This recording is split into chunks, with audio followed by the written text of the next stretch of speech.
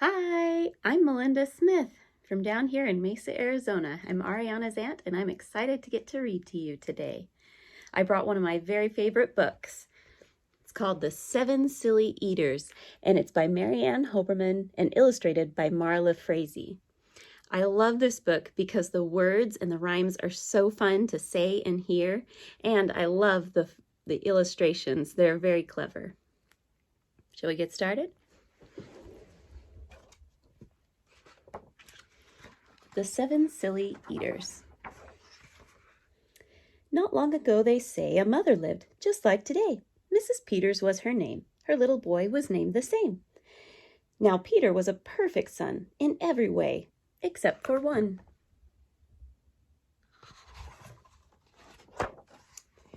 When Peter was just 1 year old, he did not like his milk served cold. He did not like his milk served hot. He liked it warm, and he would not drink it if he was not sure it was the proper temperature.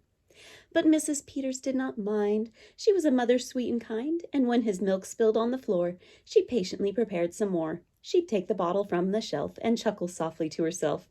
What a silly sort of eater is my darling baby Peter.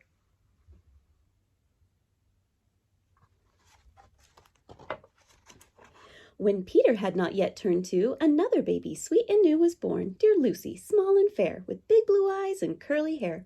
But long before this child was grown, she had opinions of her own, of what she'd eat and what she'd not. She hated milk, both cold and hot, and warm was worst of all. Instead, whenever Lucy dear was fed, she bellowed for pink lemonade, not from a can, oh no, homemade.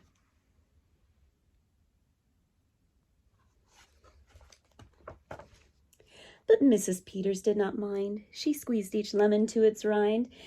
While mopping up the milk from the floor and patiently preparing more, she'd take the lemons from the shelf and giggle softly to herself. What a silly pair of eaters are Lucy dear and Peter Peters.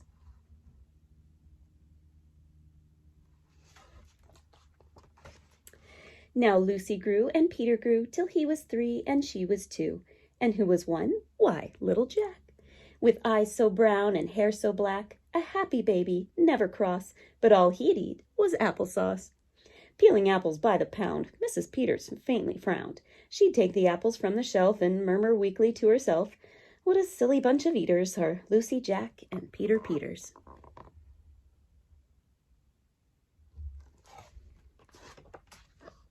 Peter, Lucy, and young Jack had another brother, Mac. Mac was charming, round, and plump, but if his oatmeal had a lump, Mac would dump it on the cat. Mrs. Peters hated that. But since she loved her children 4, she'd strain the oatmeal 2 times more. She'd take it from the pantry shelf and mumble sadly to herself, what a foolish group of eaters are all my precious little Peters.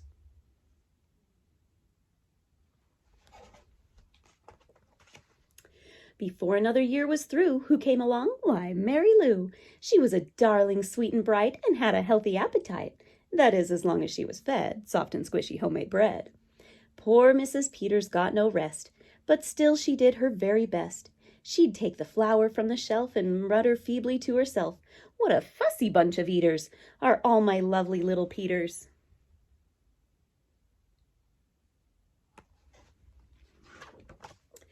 A year rolled by, the children grew. They really are a splendid crew, sighed Mrs. Peters, pinning pins and diapering her brand new twins. Little sisters, quick and smart, impossible to tell apart. But Flo liked poached eggs, Fran liked fried. If she mixed them up, they cried. Tired to the very bone, Mrs. Peters groaned a groan. She'd take the eggs down from the shelf and whisper weakly to herself, what persnickety young eaters are all my 7 little Peters.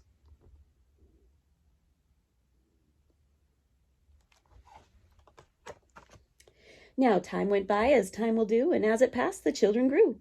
The problem was that as they grew, their appetites kept growing too, but not their choice of what to eat. Each child continued to repeat. They wanted what they'd had before. The trouble was, they wanted more.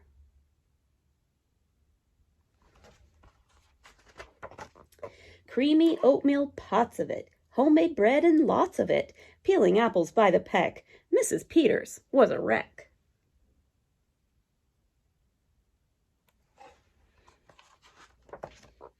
She wiped her brow and heaved a sigh. Another year was passing by. In fact, she realized with sorrow, her birthday would arrive tomorrow. Drearily she shook her head, and wearily went up to bed. She thought the children had forgot her special day, but they had not. At crack of dawn they all began to carry out their secret plan. Mrs. Peters would be fed a birthday breakfast in her bed, a breakfast made of all the foods that kept them in such happy moods.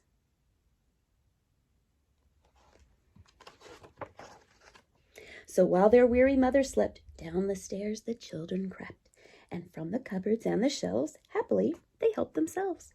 Cheerfully they chopped and stirred, preparing what they each preferred. But despite the pains they took, since nobody knew how to cook, to measure things or make them hot, the more they tried, the worse it got.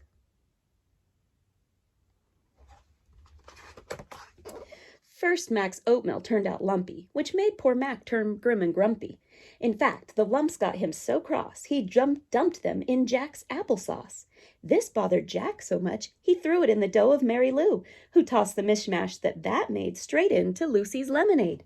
And that put her in such a huff, she poured the icky, sticky stuff into the double frying pan that held the eggs of Flo and Fran, who flung the hodgepodge on the spot into the milk in Peter's pot.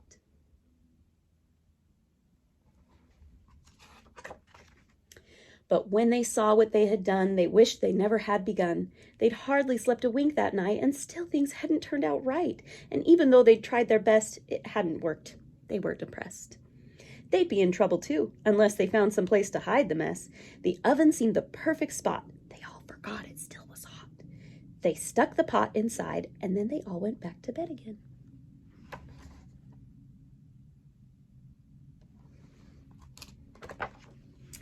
The clock struck 6, but on they slept. Meanwhile, their mother stepped softly down in the kitchen, smelled a smell.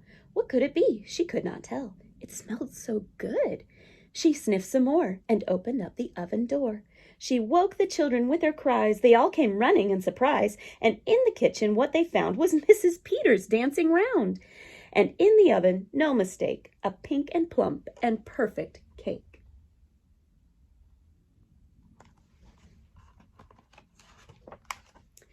And as their mother danced with glee, she cried, "A birthday cake for me? A birthday cake still piping hot? To think I thought that you forgot. Now tell me, please, how did you make this pink and plump and perfect cake, so high and light and smooth as silk?" "It's smooth as silk from all my milk," said Peter. "Lucy said it's pink from all my lemonade, I think. And from my apples," added Jack. "My oatmeal made it soft," said Mac. "My bread dough, too," said Mary Lou. Said Fran and Flo, as for its size, it was our eggs that made it rise. Then everybody sniffed some more and danced around the kitchen floor.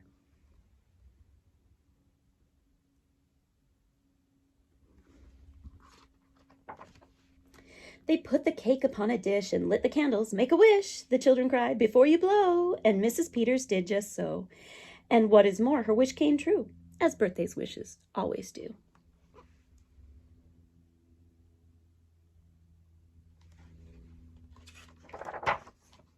And from that day to this 'tis said, the Peters family all is fed a single simple meal, just one, a meal that's good for everyone, a meal on which they all agree, made from their secret recipe.